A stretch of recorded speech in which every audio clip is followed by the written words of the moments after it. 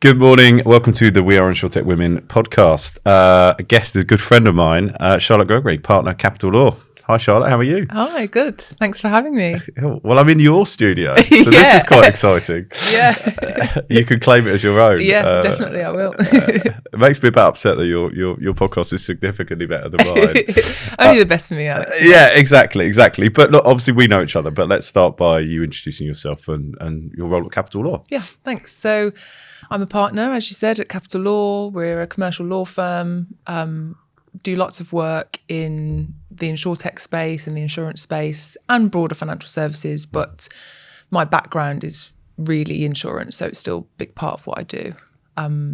Moved to London to be a lawyer, always wanted to be a lawyer for some reason, not quite sure why.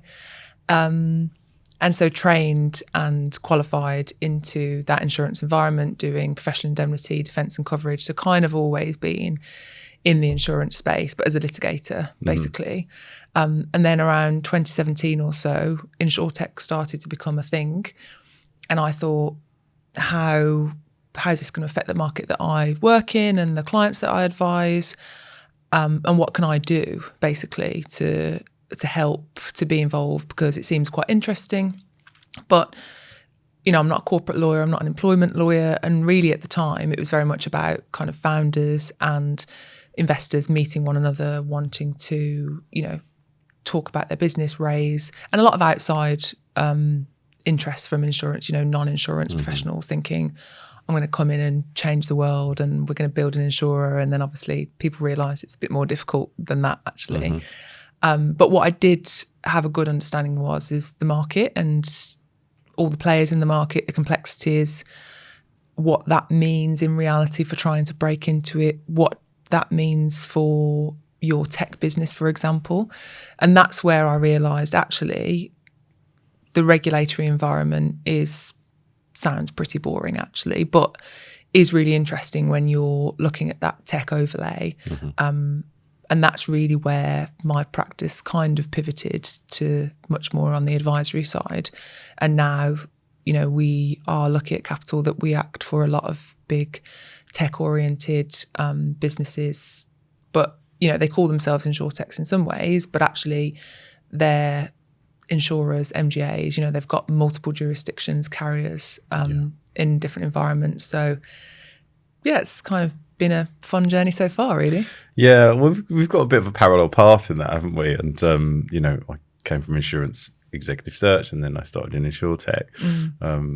I sometimes wonder, it's like, I feel like there's not that many competitors in my pure insurtech space. And I'm like, have I made a bad business decision? Yeah. or for a while, it felt like this little secret that no one was that. Because I remember being at events with you. And it's like, there's no one paying attention. Yeah, it's weird. And I think there was definitely a bit of cynicism from all sides. That's the reality. Like, you know, within law firms, is it worth our time, basically? Because we're not going to land a £3 million claims account, basically, you know, and it's just going to be a thing, it's going to be a flash in the pan, or insurance won't change.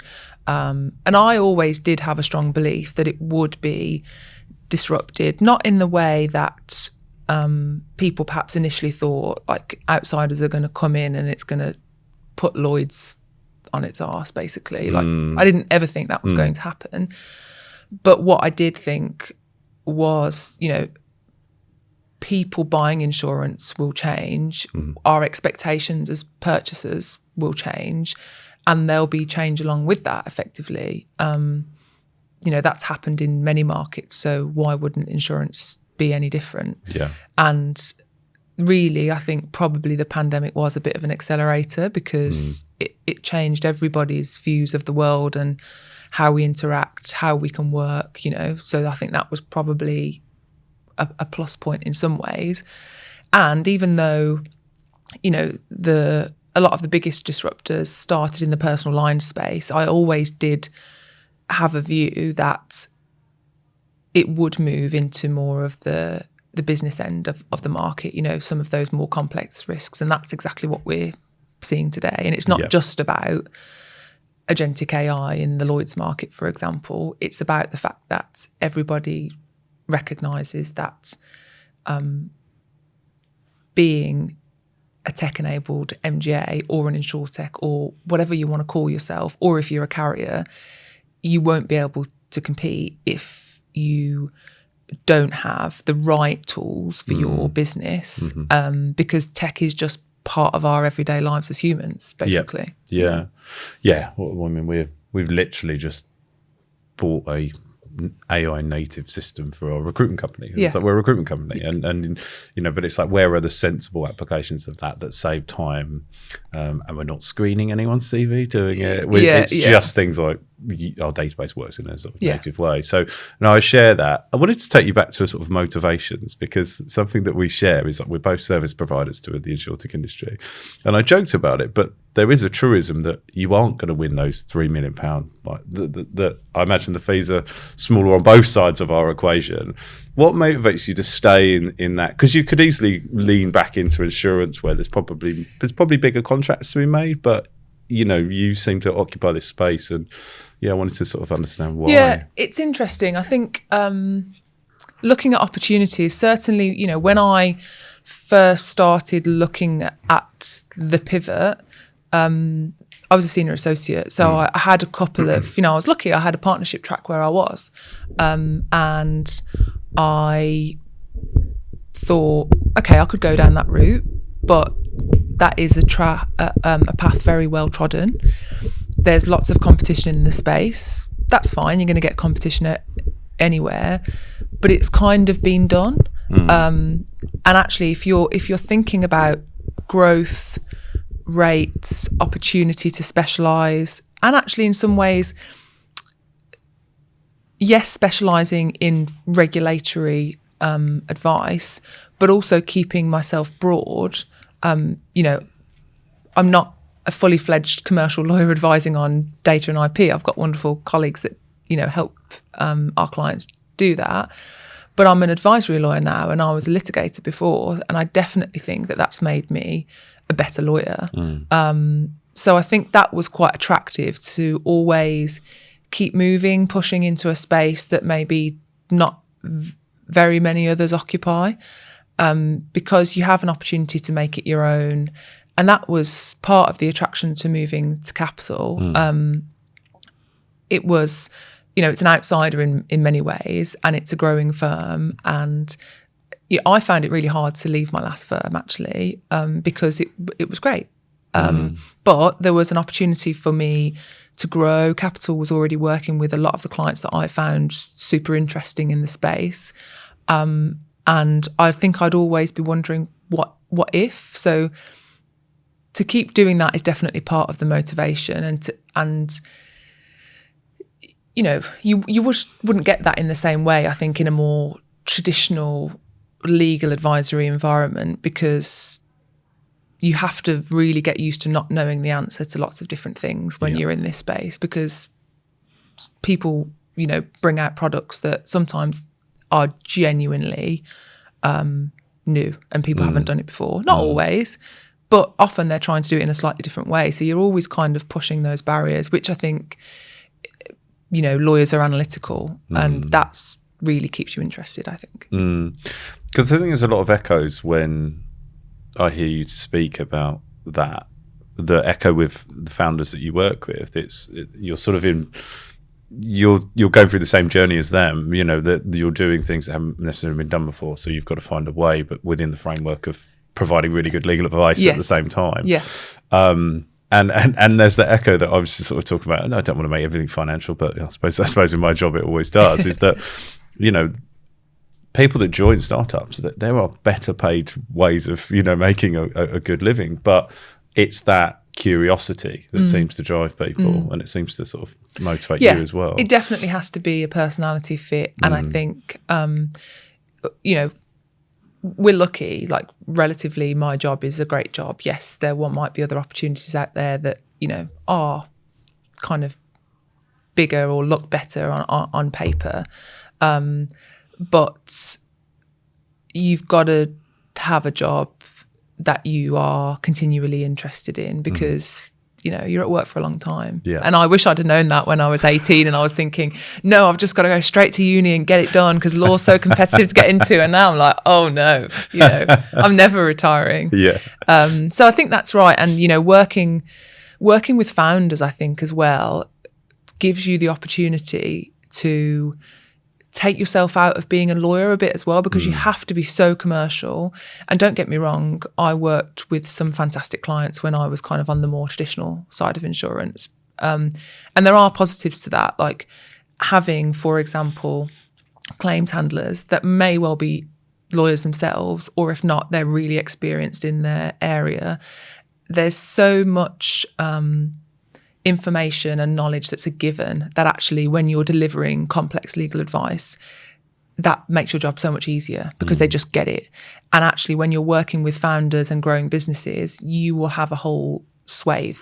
You'll have everything from and they're often quite driven as well. So you have everything from, yes, I have a legal background and I get why we might need to take a certain approach in a certain way, to, no, sorry, I'm not interested in any of this. Just give me the yes that I need. Yeah. So challenging yourself to, every lawyer says, oh, we deliver commercial advice, but like, especially in the regulatory environment, because it is so high risk and there are lots of unknowns and grey areas, to be able to truly deliver advice that is business friendly, not just a no with a why, or, well, not that way, but how about this way?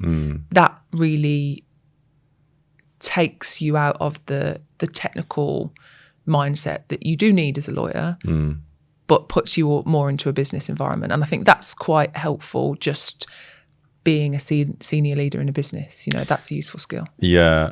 We ran a search for a chief compliance officer for an Insurtech startup, and I thought they nailed it when they said, we want someone that starts with a yes, even if it has to become a no. Yeah. And they were like, find out, be as flexible as possible, get a yes out of this. And if we can't, then we obviously need to know that from a sort of a regulation standpoint. But we're here in the studio for relaunch of Are Insurtech Women, which I'm really pleased that you said yes. What made you say yes, and why was now the sort of good time? Yeah, I think... Look, I've kind of moderated. I think my first Insurtech panel session that I moderated was back in 2017. And there were actually quite a few people there. It was quite a big conference in Shoreditch. And that was really quite exciting, actually. And I enjoyed it. I mean, I like talking, so I suppose that makes things easier. But it was good. And you get some good feedback and you think, oh, okay, that's quite fun. It's some people's worst nightmare, but I'd never done it in this format. And I was like, oh, this is a bit structured. Hate the sound of my own voice on the other end of a telephone, or whatever. So should I? But I think doing something that scares you a little bit is always a good thing, push the boundary. And it's always really interesting because you're always going to learn something when you speak to senior leaders in a space. And the conversations around women in these spaces are still very relevant, and they're not only for women. And I think, that was something that was quite interesting to me, and hopefully we bring that out, in the guests, because it's about having presence just for me as a person, I've never really described myself as a leader, but of course I am, in my field, and speaking to other leaders in their field who also happen to be women. And the female conversation is important, but it's not, and it is definitely for women, but it's not only for women. It's kind of a conversation, not to the exclusion of any other person, whether it be, men or anybody else. That was quite interesting to me. And I thought, well, how could I put my lens on that when I'm kind of in the hot seat asking the questions? Yeah. I always laugh, and I sometimes moan about this, and I sometimes probably should shut up about it, but it's really funny because since I partnered with my ex-colleague Sophie to launch Are Insurtech Women, and then we got a load of things wrong and we got some things right, and it was probably harder than we thought it would be. But one of the things that we wanted to do was just have conversations that were like, let's speak to leaders in that field. that happen to be women. Because just you'd go to most conferences and you look at the stage and there's a lot of people that look like me on there, and but what frustrated me was the conversations that I saw having which around women in the space were conversations that you wouldn't have with men. And it was like, what do you think about imposter syndrome? And I was like, I think, well, one, men have that as well. So what do they think about it? And secondly, like, why are you assuming that this person has imposter syndrome? Because I definitely know some female leaders that absolutely don't. So having those conversations, but the funny thing that most makes me laugh is the amount I've been asked to sponsor 3 women in insurance or women in insurtech events. But all of these events that I'm allowed to sponsor, I can't attend. And I was going, right. But, and there should be spaces where that do exclude men, for example, to have those different conversations. But I was like, but I'm trying to learn and like listen. And if I can't be in the room to learn and listen, what am I going to do? Yeah, exactly. What's your sort of goal for this? Like, you've been really helpful in putting the guests together with us. There's a real interesting bunch of people that we're going to have on. What do you want to draw out those conversations specifically? Do you think what's motivating you in those conversations? I think a couple of things. Definitely putting a spotlight on some great women that we've got and who have fantastic perspectives and careers. That will probably be the biggest goal for me. If we can achieve that, then that's fantastic. And also recognizing that, yes, the conversation is important. Yes, the podcast is called We Are Insurtech Women. We don't only want females to be the listeners. It's for everybody. Everyone will have something to take away from it. And the reality is, there is still a lot to learn. Like,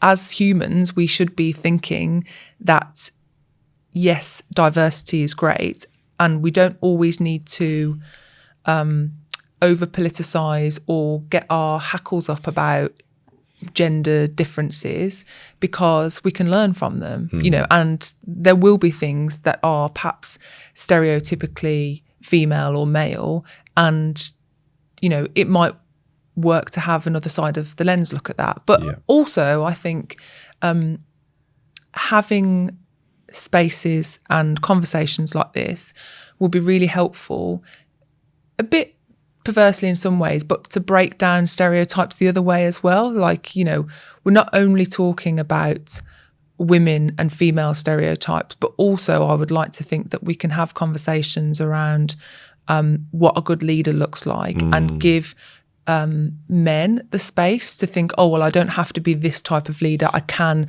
show some emotion, and I can be softer. I'm not going to play into that stereotype, and I can talk about the fact that, for example, I'm having a bad day, just as a woman would do.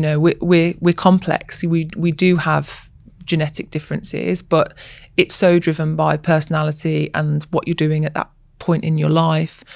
That's why these conversations are still important, because yes, we're highlighting, great things that women do and the leaders that have been in their space, but that benefit is absolutely for women, but it's not just for women. It's for everybody, and we need to be having more nuanced conversations, I think, around diversity in general, because variety is the spice of life, basically. If nothing else, it makes life more interesting. And it's really weird, because I think I very quickly got very used to moving to London, training in a law firm, very used to having kind of a lot of the leaders or the more senior people being male. Not always the case, and actually at Capital, certainly not the case. There are a lot of females in our business generally, actually. But I remember going to an event once, quite a few years ago now, and I think it was with my husband, and he noticed that actually there were a lot of women in the room, and I was like, oh, that's interesting, because I'd sort of got used to just accepting that on the flip side, that yes, I did often walk into a room where I might have been the only woman, and actually, the insurtech scene, it started out being much more equal. I have noticed it's kind of getting more male orientated now, which is it is a bit sad to see in some ways, because you just think, well, why did it start off like that, and why is it where it is now?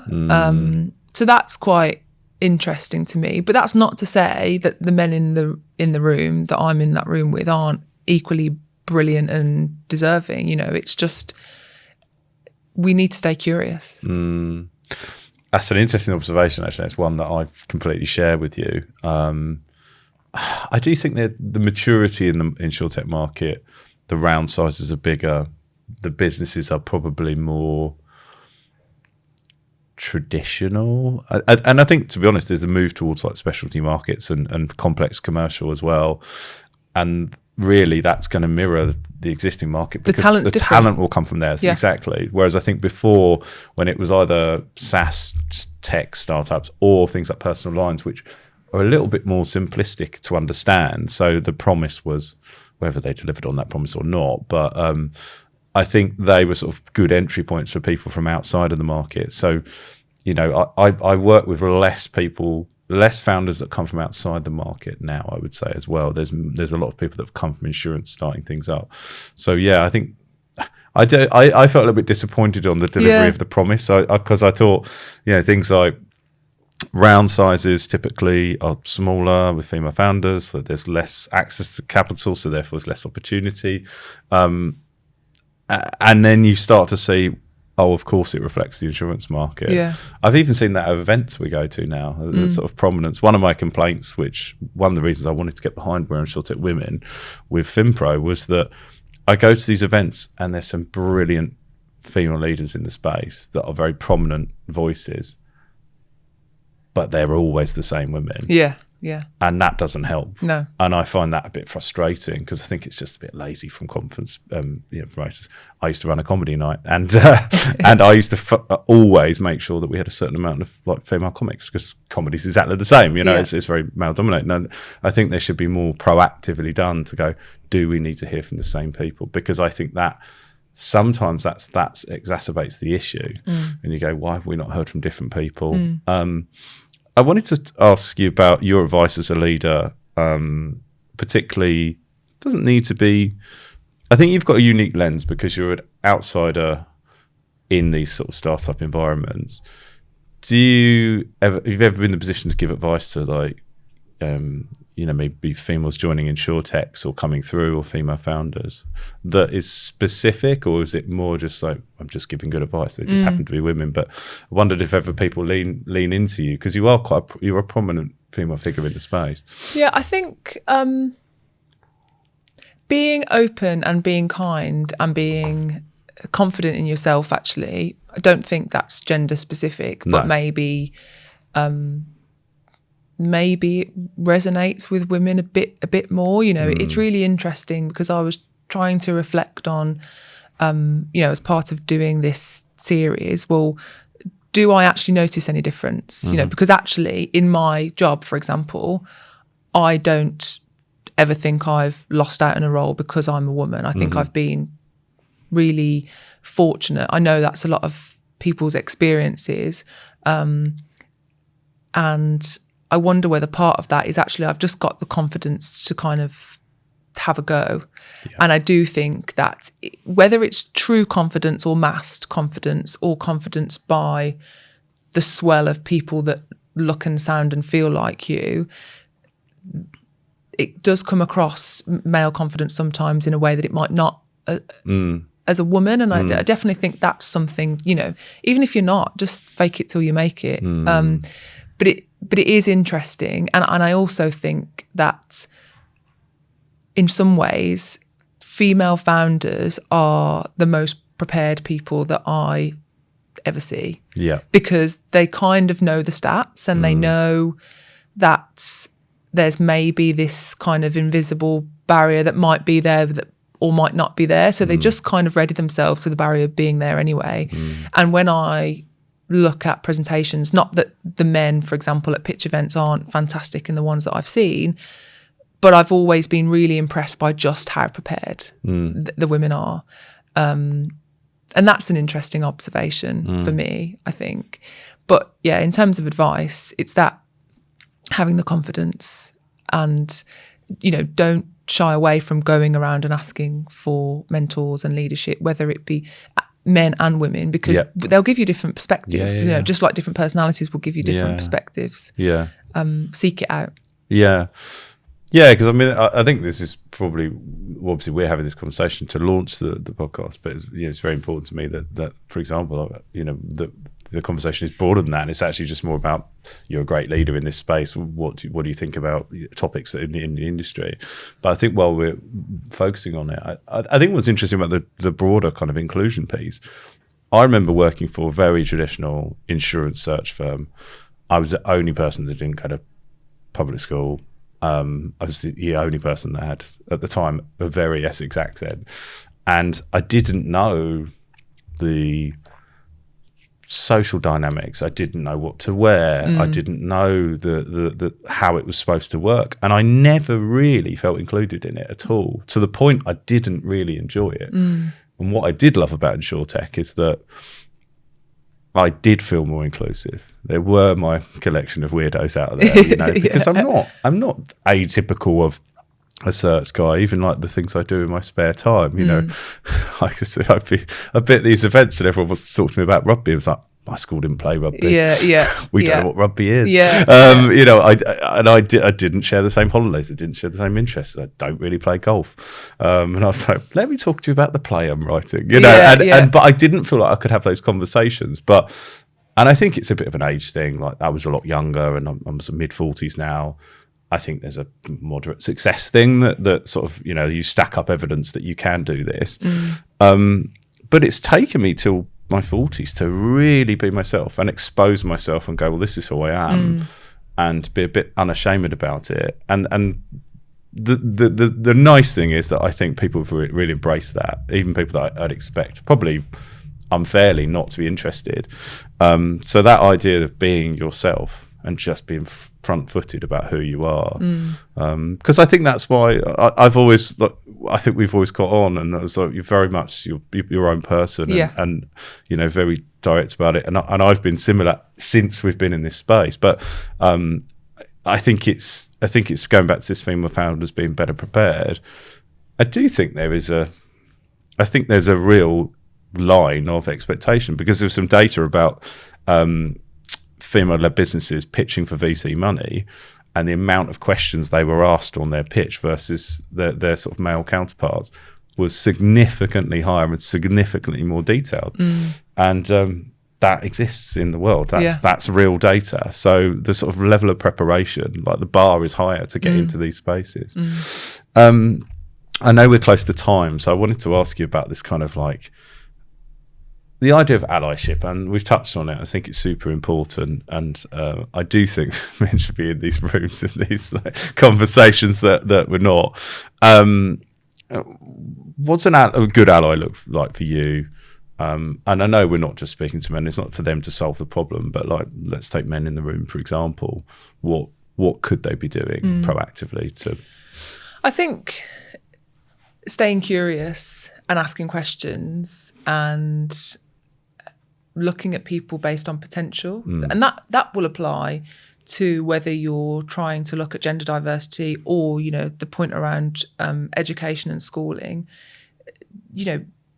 Don't make an assumption that everybody wants to talk about the rugby, for example, or just ask, and that listen twice as much as you speak. I think if everybody did that, we'd end up having such more interesting conversations. And to be honest, I do think that people probably fall into their stereotypes because it's comfortable for them. Like, if you're a massive rugby or a football fan, it's easy for you to have a conversation about that with somebody, and I see that all the time, whether you're a man or a woman, you fall back to your comfort blankets, if you like, in terms of trying to speak to new people and win new business. So I think being curious definitely is one. And I would like to think that we're in quite a different space now in the market from where we were a while ago. But, call bad behaviour out. Yeah. That's the reality. Like, to the extent that it exists within your organisation, everybody likes to have fun and likes to have a laugh. me more than anybody. You know, I take my work absolutely, totally seriously, but I don't take myself too seriously because I think that's quite important. Yeah. And, you know, we're working with a lot of clever people. You know, you're not stupid. You know when to cross the line and when not to. You know when you know me well enough to take the mick out of my Brummie accent. And you know when, you know, it might be not appropriate to do that if somebody's on day one of their job, for example. You know, read the room. But if, you know, and I understand it's quite not always easy to call out bad behaviour, but if you can do that and stay open and stay curious and praise where praise is deserved. Don't expect, you know, don't ask 15 questions and expect it of the female founder, for example, and not shout about it, but then ask 5 of the male founder and then put a whole spread about how fantastic they did. You know, just check your own bias. We've all got them. Yeah. Check your own bias is a great one, I think. Charlotte, we're at time. I'm so grateful and thankful for you doing this. So thank you very much for being a guest, but thank you so much for being a host of We Are Insurtech Women. Well, thanks for having me. Thank you. Great.